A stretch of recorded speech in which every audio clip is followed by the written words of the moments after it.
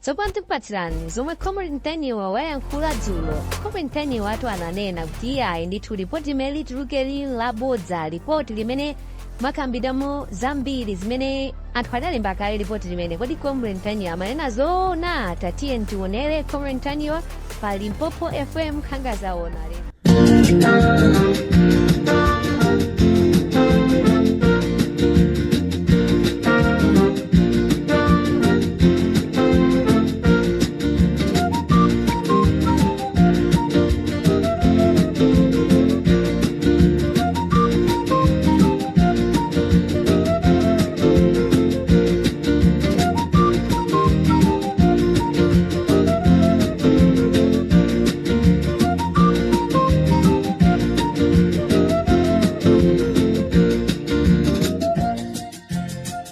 Mwaswera bwanji amalawi nonse konse kumene muli. This is Comrade Nthenyiwa on Limpopo FM. Ndangobwera mwakanthawi kochepa amalawi lero mathuko lokomu ma 2:30 tikhala akuti tikulandira ripoti. Nde ndimati mukhale tcheru amalawi nonse konse kumene muli, mumve ngati achimwendo banda anakaonekera ndi kukapereka chifukwa chimene sanakwerere ndege ija. Ino amene mukufuna kutulusa ripoti ili amalawi tikuyembekezera zambiri. Nde chigawo chakumasana kuno amalawi ndikufunanso ndikuuzeni kunena kuti anali kumzuzu kumeneko anaitana mazibusa, anaitana maloyers, majaji, komanso azintolankhani osiyanasiyana, komanso amabungwe ena osiyanasiyana ngati amkweza lamba.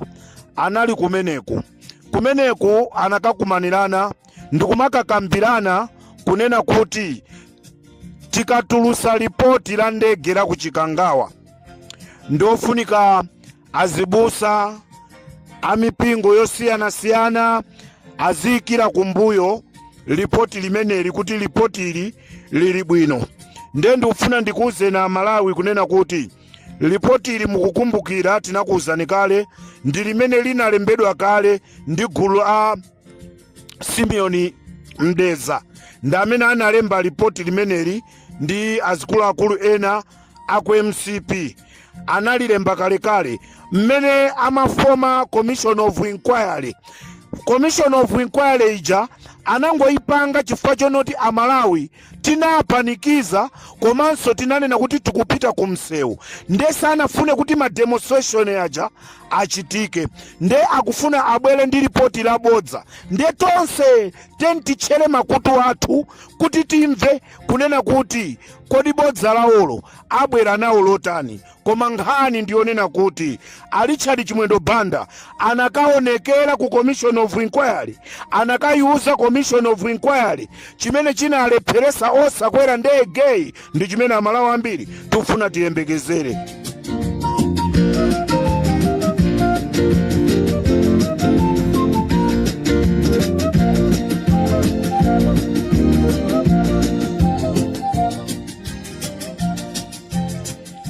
Ndibwera kumadzulo kuno ndikuuzeni zimene zachitika kungwenya kuja anthu anakaotcha nyumba, anakaotcha magalimoto. Kodi zonsezi zija zitachitika kumapeto kwake kuno kwachitika chani amalawi? Dziko likhoza umaoneka ngati kuti ndi lalikulu koma kadziko kathu nkakang'ono. Mukuchitika nkhani zambiri nanga mwaziwa kunena kuti malo ena akenso ndapezereraso a NRB.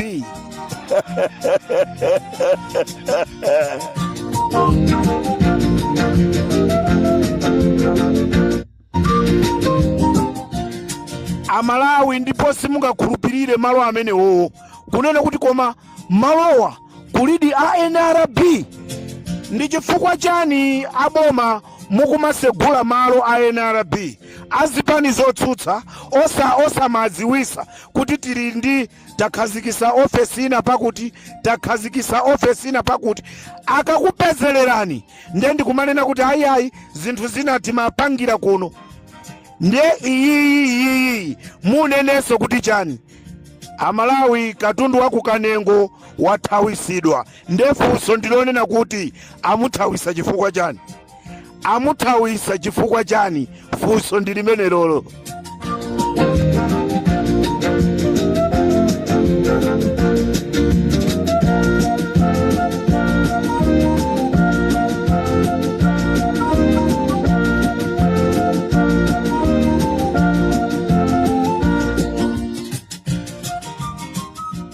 Apolisi amene anagwidwa achamba kudeza pa 8 ayamba kuimbiridwa mayina ntalengeza mayina awo kunena kuti amenewa nda amene azakhale mboni ya boma kusogoloko osati pano chifukwa boma ili silingaimbe munthu wina aliyense milandu nde ainake achamba ayamba kumaopseza apolisi aja.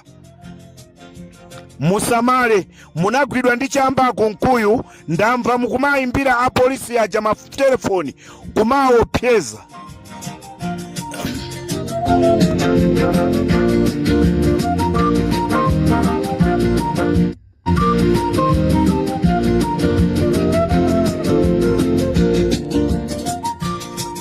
Chigawo chakumasana kuno Amalawi tatenti tikonzekere ripoti la ndege.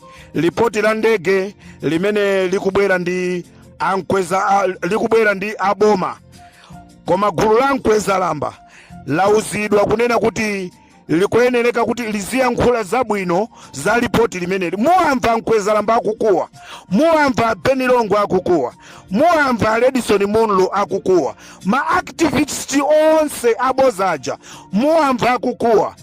Apasidwa makobiri kuti aikire kumbuyo ripoti limene likufuna libwereri, ripoti la fake. Mutu wa Malemu Selemani uli kuti? Mutu wa Malemu Selemani uli kuti? Musamale ai Commission of Inquiry mwinaso ngati nkotheka ripoti limungotenga mukapasane nokhano ka MCP ife Amalawi siti kulifuna.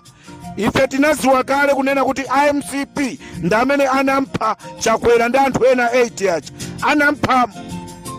anampha Chilima noti Chakwera anampha Chilima ndi anthu 8 aja. Ife Amalawi timadziwa zimenezo. Nde ripoti lanulo kuli bwino mungogawana ku MCP ko lithere konko chifukwa mukangolibweresa poyera musekedwa atu chifukwa nthawi yanu yatha mwaona zachilika kumzuzu zija.